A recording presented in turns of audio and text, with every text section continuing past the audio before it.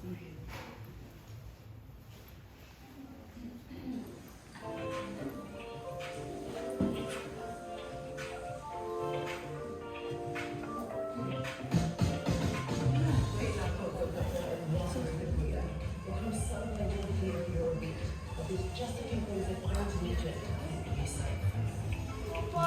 waiting outside for some, thank you.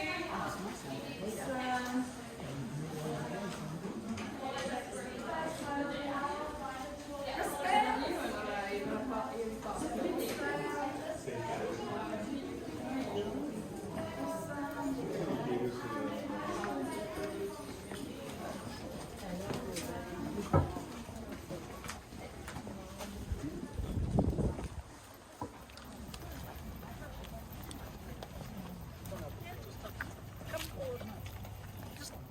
Come. We're going to make a straight line, this way. Yeah. Come in the middle. Yeah. Come over here. Great. Yeah, plenty of room over here. Thank you. All right.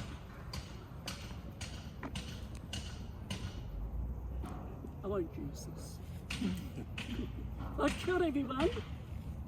Kia ora's our greeting this morning. Would you all like to try that again? Kia ora. Kia ora. Wonderful. Besides hello, it also means thank you, good luck, God bless. It really means be well. Welcome to this part of your cultural experience.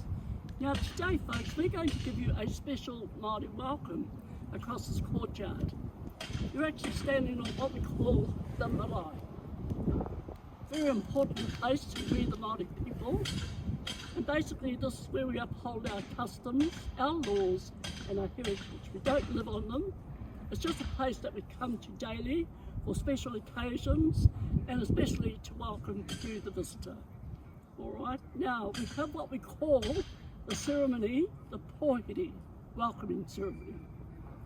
And when we as a tribe go into another tribal area, we actually have to wait outside that waharo, the gateway, until such a time as someone comes out of that house and welcomes us across this courtyard, going inside for formal welcome and then the entertainment.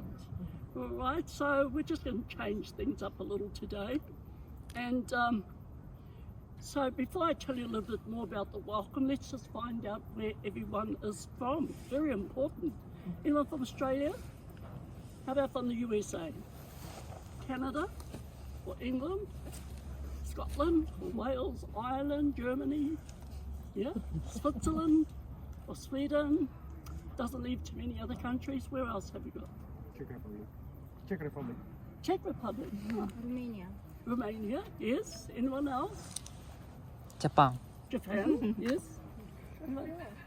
Oh. Okay, and local New Zealanders, local Kiwis. Kia ora, wonderful. Please enjoy your New Zealand experience. So, getting back to the welcome. So today, the pohiri. So part of that ceremony is called the wero that we're going to have. And a wero is a challenge. Now in former days, this ceremony was done to find out the intentions of visitors to see if they come as friend or otherwise. So what's going to happen, folks, a warrior is going to come out of that house. He'll come down the pathway. He has in his hand a spear-like weapon, which is called a taiaha. Now taiaha was used in times of battle. Today it's used only on ceremonial occasions to welcome you, the visitor. All right, so on behalf of you all today, I'm going to get this gentleman here. Come and join me, sir. And you were from England. And your name, sir? Martin. Martin. So Martin's your chief today, folks. So how about giving him a nice warm round of applause? Bring a hat in a minute. Thank you, Martin. Now it's an honour that we give to any one person who accepts this role. Now it's a very important role because you're doing it on behalf of everyone here today. So the warrior, as I mentioned, he has a spear-like weapon and he will go through the motions of doing a challenge to you. with the weapon. Then he will place down on the ground a leaf. Now the leaf simply signifies peace. You're going to accept that leaf on behalf of everyone here today. So what do you do when you pick the leaf up, Martin? You have to go down kneeling position. Are you able to kneel down one knee? Just about. We'll see. I can help you. Thank you. All right. So go down kneeling position, looking at him. If you can, eye contact. Pick the leaf up and you walk backwards. Do not walk toward him because it's a challenge. All right. So, Martin, once you have that leaf in your hand, it signifies to the warrior you have accepted it. He's going to slap his thigh like this. He will turn his back on you and return to those steps. Now, folks, you're going to hear a young lady calling to you. It's a wailing kind of a call, and she's welcoming you, the visitor. All right, basically, that's the essence of her call. Martin and I will start walking across the pathway. You follow behind. Please stay behind us. We'll stand out in front of that house. The group will finish their welcome to you all. Then you'll be invited inside. Now, folks, very important, once we do start the ceremony, that everyone remains still. Please do not laugh when you see the warrior come toward Martin, because this is how we welcome you, the visitor, each and every day when you come onto the marae. All right, it's also an insult to myself and to the young warrior who is performing the challenge. So, once that's over, Martin, you and your family or your wife, yes, you're going to go into the house first because you're chief. Okay. So folks, once we go inside, we need you all to be seated so we can get over the formal welcome. And we do ask, please, that you do remove all hats and caps when you enter the house. It's just a sign of respect. Food and drink we do not permit inside the house. If you have water, just put a cap on it until you come back outside again. All right? And because this is our formal welcome, once you go inside, folks, we need you all to remain seated. Please do not stand at any time because this is our formal welcome to you all. And if you need to take photographs, you'll have to do it from a seated position, just for the welcome. We can take photos. Yes, you can still take pictures, but just stay seated. That's all I can tell you for now. And all I can say is please enjoy the ceremony and the entertainment today. And don't forget those two little words you learned earlier. Kia ora. Kia ora. Thank you. Thank you, Martin. Good night. So,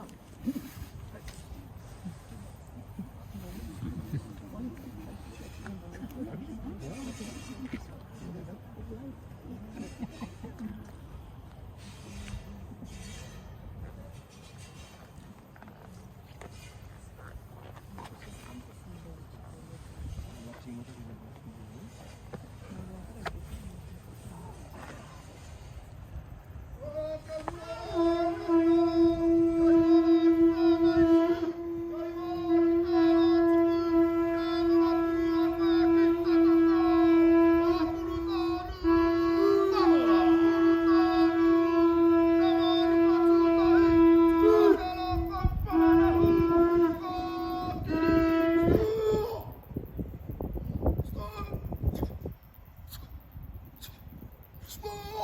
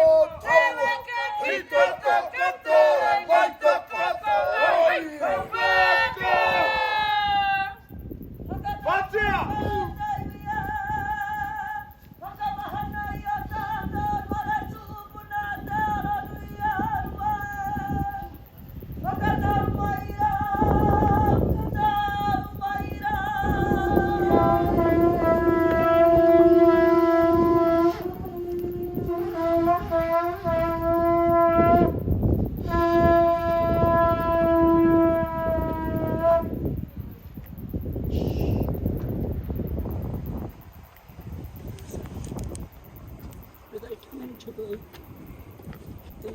Korean. All right, folks, I hope you enjoyed that part of the ceremony. So, young ladies invite you inside the house. All right, so Martin and his wife, you go on in and follow the warrior inside. He will seat you. All right, so don't forget. No? Okay, just take that. Yeah, and something else. All right, so folks, thank you. So just have a seat when we go inside, and we'll get on with the formal welcome so we can get on with the entertainment. Come on through.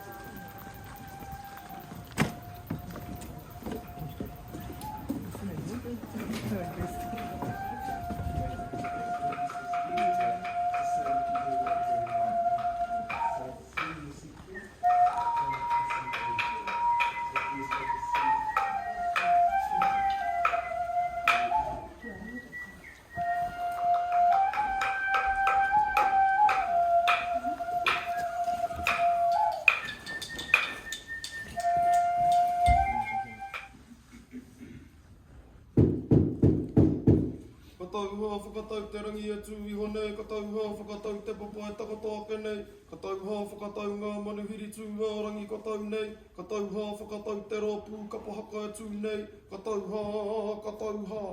Karangatera, karangatera, karangatera ki ngā manuhiri tūha rangi, e whakaeke waiwai tapu mai nei ki runga o rotawhio, ki roto hoki o te aranui a rua, ki runga hoki a hane tai apa haramai, haramai.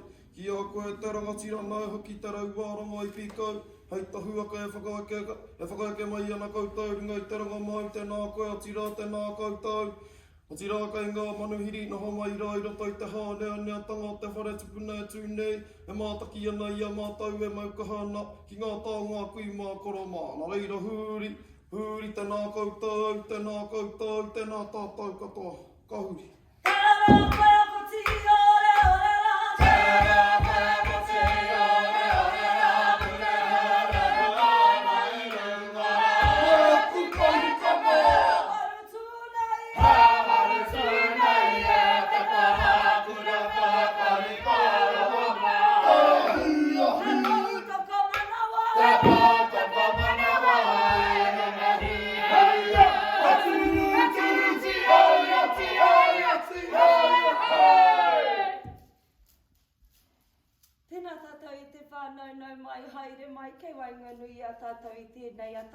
Welcome inside our beautifully and illustriously carved meeting house, Te Aronui Ārua.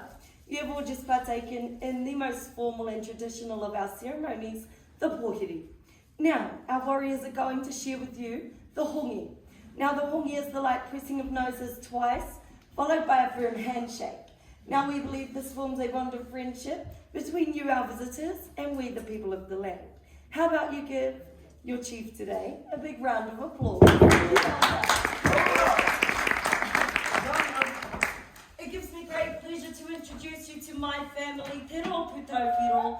We're going to open our show with a loyata aringa, or a hand action song. Now throughout this you will notice this action here. This is what we call the wiri. Now the wiri represents movement, movement represents life, thus bringing life to the words in which we sing. Now this also does signify the opening and the lifting of all formalities. That means this house is now your house. You are free to stand and use your camera devices, take photos, dance along, clap along. We enjoy a lot of applause. But other than that, sit back, relax, and enjoy the show. Kia ora!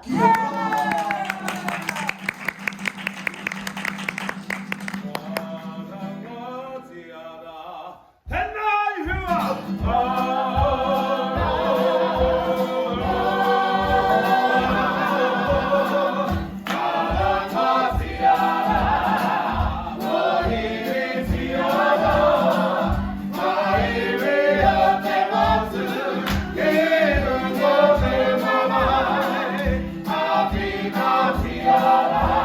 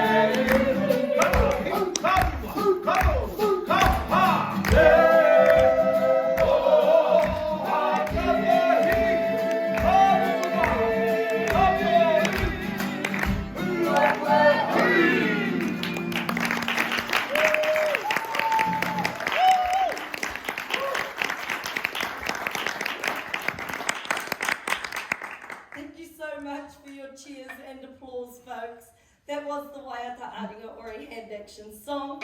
But now we're going to introduce for you this implement here. This is what we call the poi. Now the poi is the ball on the end of a piece of twine, which we the ladies twirl and beat.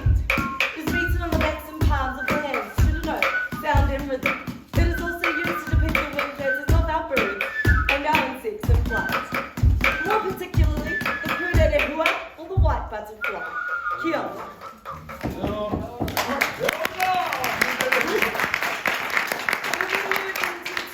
Traditional pastime games, beginning with tema with the tirako or the long stick drill. Now as you see here, it is manoeuvred up, down and around the body. Now this is used for flexibility and dexterity to the upper torso. We then feature a shorter version called the titi torea. Now the titi torea is passed from player to player in time with the melody in the hopes of not dropping a stick. Now both of these are also used to enhance our hand and eye coordination. Kia ora. Right.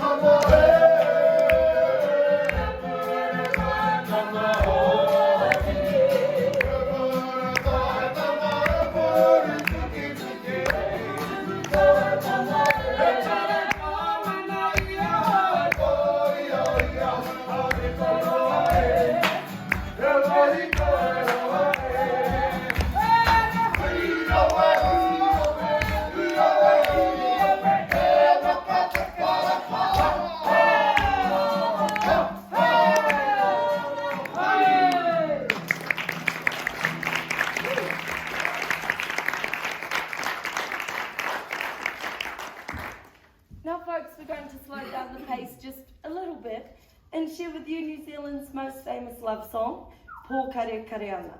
Now, this song tells of the love of two of our ancestors, Hinemoa, a beautiful maiden, and Tūtane Kai, a handsome warrior. Now, these two did meet one day at a gathering, fall instantly and deeply in love, but due to tribal and social differences, they were forbidden to be together. Hinemoa returned to the lake's edge, to her village of Wōwhata, and Tūtane Kai was sent home to his island, out in the middle of that lake. Now that island is called Mokoia.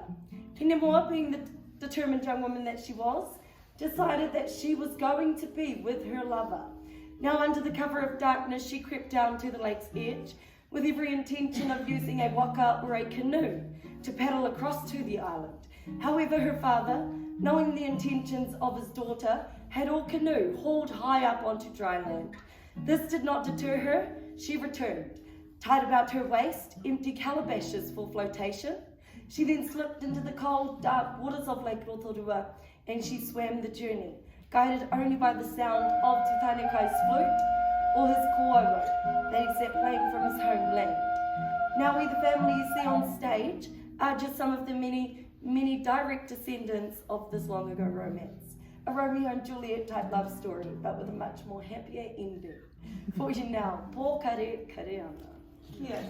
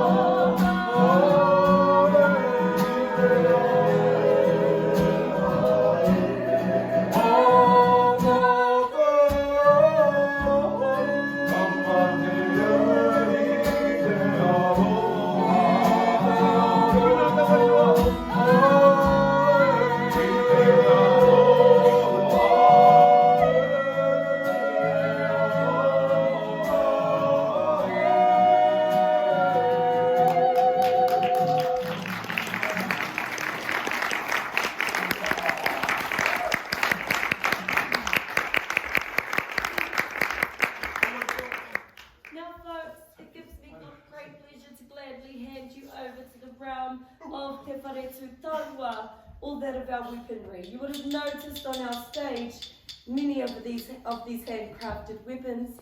I will hand you over to Pātaki. Kia ora.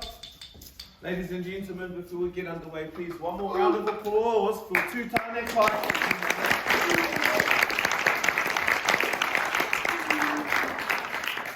Now, this part of the show, we'd like to introduce you to the house called Te Whare Tūtaua, the House of Maori Mixed Martial Arts. This is one of the many weapons we have in our Maori world called a taiaha. Taiaha here is the embodiment of an ancestor. Now, some parts on our ancestor here, starting at the very beginning, we have the ādero. The ādero is placed on there to basically get in, to pierce, to try and poke, and sometimes to disembowel the oncoming warrior. Now, up from our tongue or ādero, we get into our upoko or our head. We have 2 eyes in the front and 2 eyes in the back. Wave from side to side to help safeguard us at all times, keeping us safe, no matter where we are orientated. Now coming up from our eyes or karu on our upoko or head, then we get into our awe, our hair, placed on there to distract the involuntary muscle called the eye. Wave from side to side like so. There, around the body, until the warrior is basically ready to put in a strike when he is ready. Now coming up from our awe or here, we have the tinana, the body of our ancestor. Also within there is our heart. Te pautoko manawa. Held at all times, never ever thrown away. It is held and maneuvered around the body for blocks, karo, and also setting up for ahai or strikes. Now coming from our tinana, we have nā rapalapa, our blades on either side here, tempered over the hot flame to try and draw out any moisture to try and get our native red timber or hard timber as hard as possible. There, once that's achieved, use the batter to bruise and sometimes if fast enough, decapitation. From there, last we have the atero or the butt end. Basically, this is placed in any part in the knees, dropping the warrior into the chest, then finally into the head. Quick flick, releasing the crown, and there we have it, folks. Pudding. So please, a round of applause for our warrior.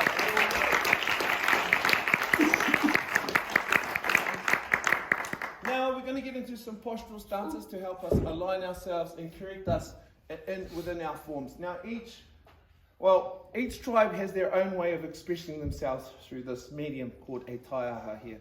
We're just going to show you a few. Whakanoa, toro pai pai, hai! Paitama! Hawaikitu! Mangopare! Mangopai! Mangotau! Huanui! Whitiapu! Huitangaru! Hautahi! Haurua! Hautoru! Hautama! Now we're going to get into our ahai, or strokes. Everything is centered around the body, of course, from head, neck, body, legs, and feet. Hawa upoko, haki, tinana, wai. Now into our blocks. Na karo. Karo upoko, haki, tinana, wai. Tēnā I tautau. Kiwa. Then after some training again, as long as our leaders or our chiefs are happy with our progress, the next from here is to fight for 3 things: land, resources, and love. Yes.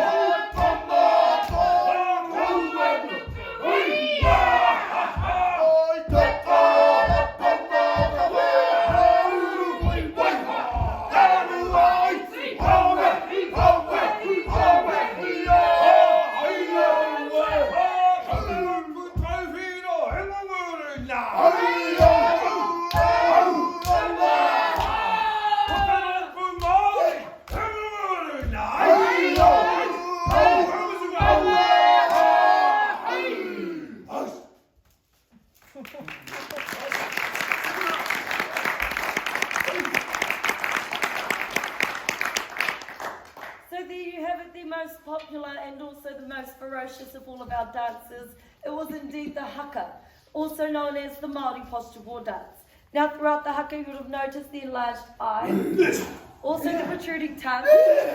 Now along with those guttural noises, this was all an act of intimidation. It is what we call the pukana. Now our warriors would use the haka in days of old to psych themselves up physically, spiritually and also mentally for the onslaught before battle. However, you would not have only seen 3 or 4 warriors, but perhaps 300 to 400 warriors, all performing the haka, all at one time. More commonly used now on our rugby fields by our world champions, the All Blacks. So how about we give the All Blacks and our warriors another round of applause.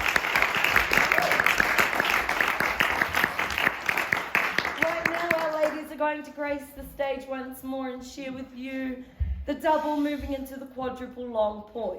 Now when all 4 poi are up in full flight, it is depicting our larger bird, te kotuku, or the rare white heron. Kia.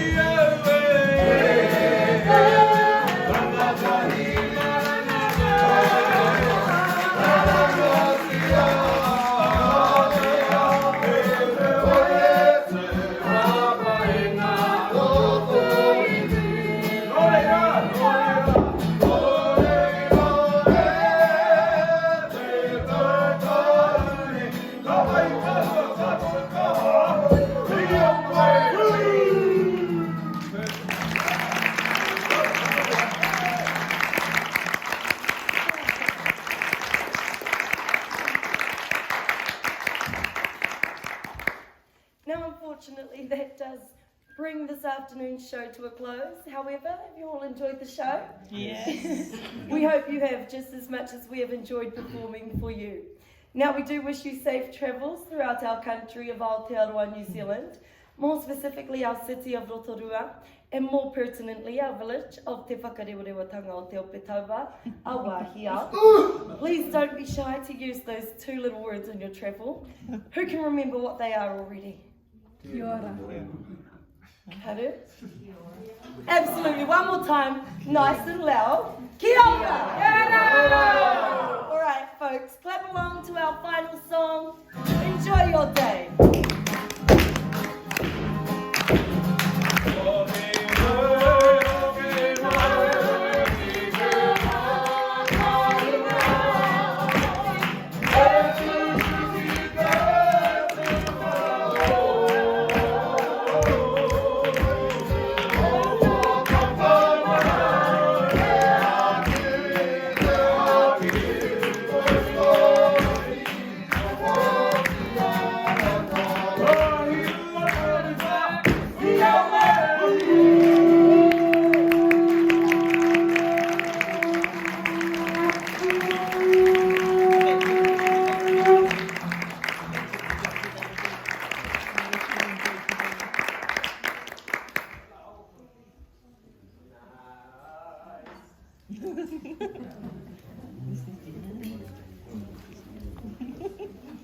Chcecie przyjść popić?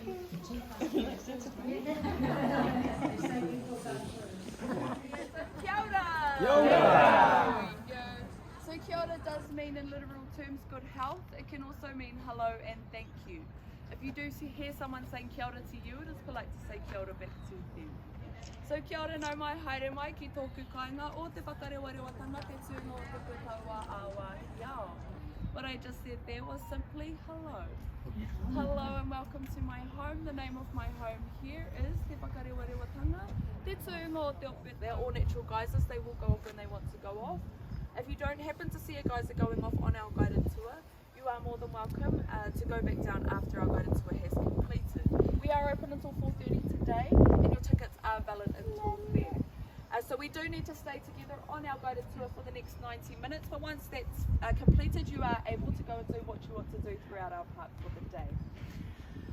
After the geysers, we will then make our way back up here. We will take a walk through our New Zealand Māori arts and crafts schools, the schools that have helped to keep our culture alive since the 1960s. Now we are in a geothermal valley. We do have over 500 hot pools throughout our valley. All of our hot pools are over 60 degrees Celsius, so extremely hot. Everything is barriered, so as long as you stay within those barriers, you will be absolutely fine. If you jump over one of those barriers and fall into a hot pool, I will not come and save you. So as long as we can stick to those guidelines, we will be okay. Alright, let's sometimes twice, sometimes 3 times. The other three, they will go off whenever they want to go off. They'll probably go off at least once or twice every 5 to 10 minutes. However, they won't last as long as our 2 big ones. They will only last about 5 to 10 seconds.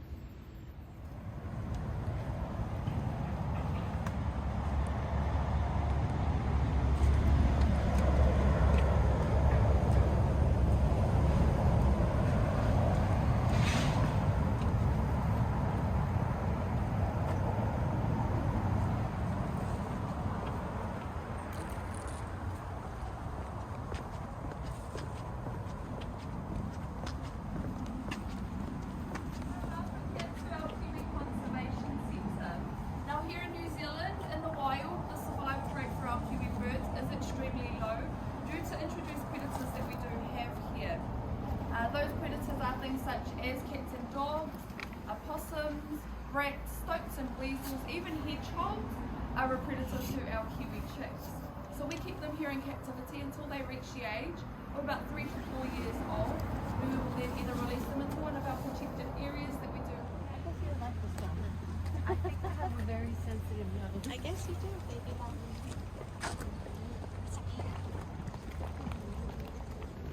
So welcome here to our mud pool. Now the difference between this mud pool and a mud pool that you may find in the backyard is simply geothermal.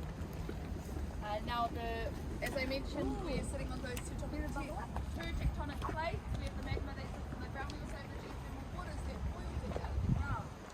We have gases that are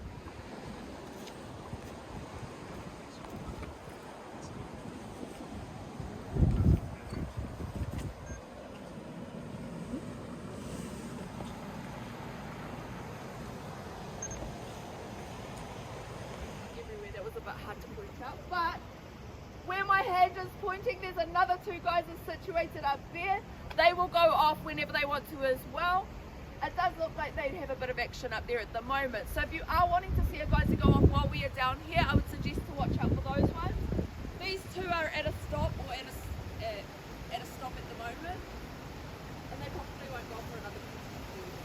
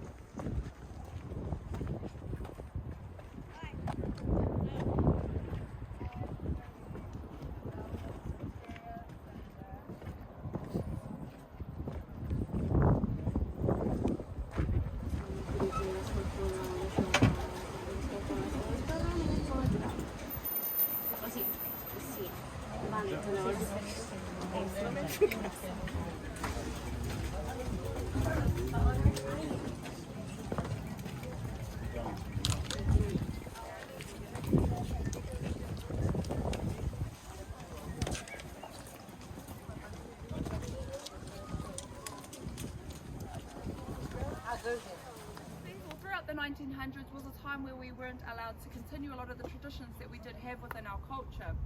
We were punished for speaking our own language, our names were changed at schools, we weren't allowed to continue a lot of the arts and crafts that we did have within our culture. So in the 1960s, it was getting close to that time where our culture was about to die out. And now, as I mentioned earlier, I'm a sixth generational guide. My great-great-grandparents were part of the first guides in cultural performance to take people through our home and entertain people throughout the 1800s. So here in this area specifically, we already had an inflow of tourism coming through our home. It was the perfect place to establish a school where our people could come to learn the art of carving. They would learn all of the different stories, styles, patterns and designs that they needed to learn to become a master carver themselves. Now, if they were 18 years of age and they were of Maori descent, they didn't necessarily need to be from within this tribe. They could come from any tribe within our culture. They just needed to have Maori heritage.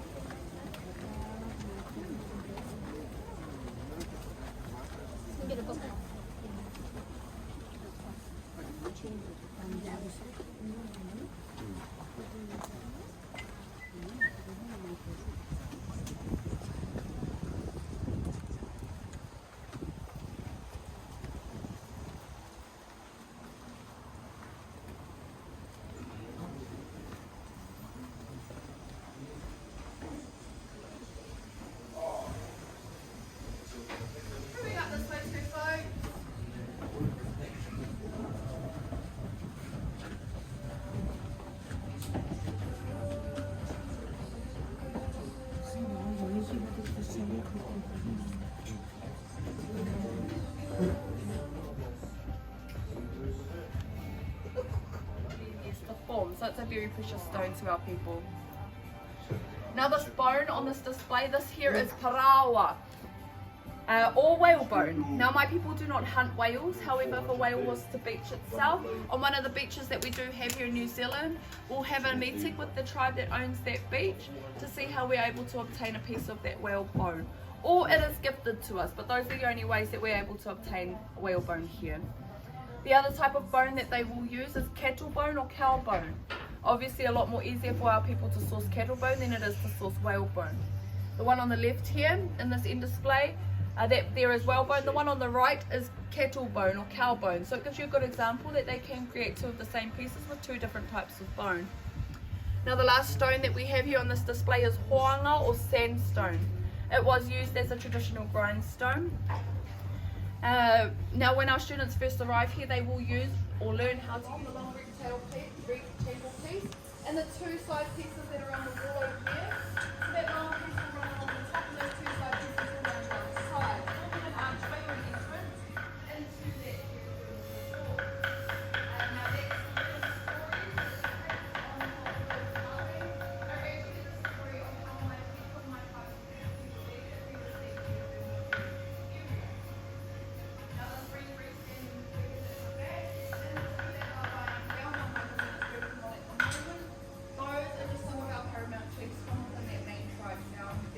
those will be placed around.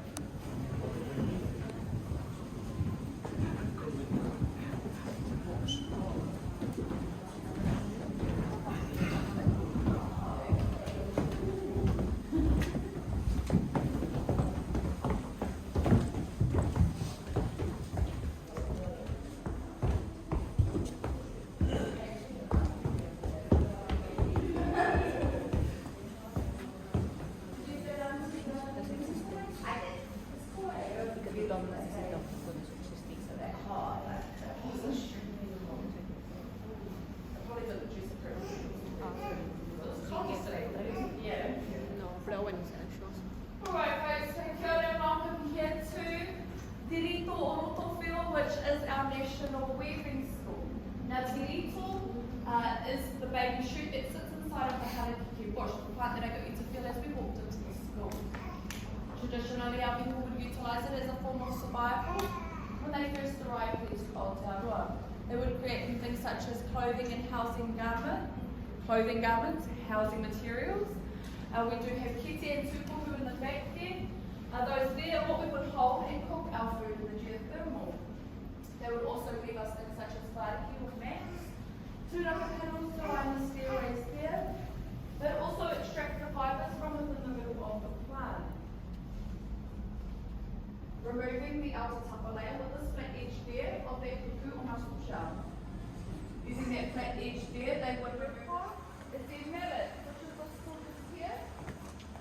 They'll carve that to the comfort of their own hand, as that's the tool that they will be using throughout their time here at the schools. The second thing that they will move on to are these panel boards here, where they will learn various patterns and designs from various tribes within our culture. Now the shells that you do see adorning our carvings, that is paua or abalone shell. As I said, we're essentially bringing death back to life. So with utilising this shell here, it does make them look beautiful and it does bring them to life a bit more. Do we have any questions? These two pieces that you do see here, these are the third project that our first year students have completed. So this is only their third project. It gives you a good example of the things that they could be creating when they walk out of here in 3 years' time. Just one question that you can get that.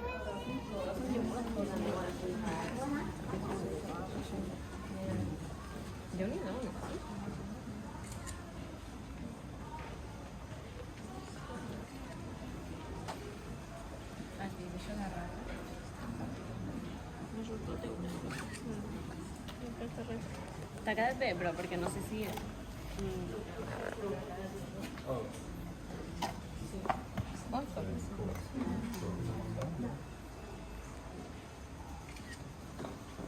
Now, unfortunately, folks, this has brought us to the end of our guidance for today.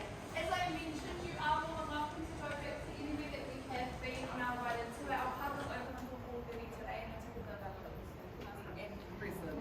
The exit for the park is on the other side through the gift store. So if you are wanting to exit, it's through the other side on the gift store. Have a lovely day. Thank you.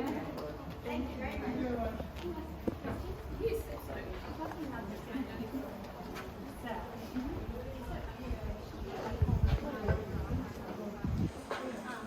No, it just keeps making me think.